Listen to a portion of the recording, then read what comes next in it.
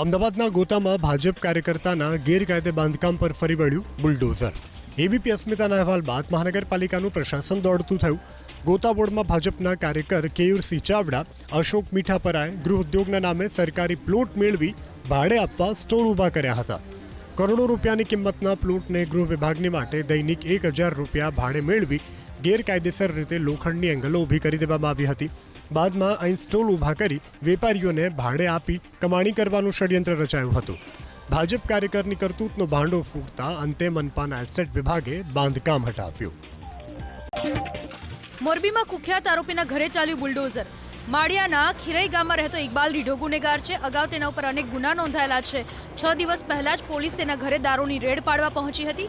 આ સમયે ઇકબાલ અને તેના સાગરીતોએ પોલીસ ઉપર હુમલો કર્યો હતો, જેમાં 6 પોલીસ કર્મચારીઓ ઘાયલ થયા હતા। તપાસમાં ખુલ્યું કે ઇકબાલે સરકારી જમીન ઉપર ગેરકાયદે ઘર બનાવ્યું હતું, જેના ઉપર બુલડોઝર ફેરવી દેવાયું।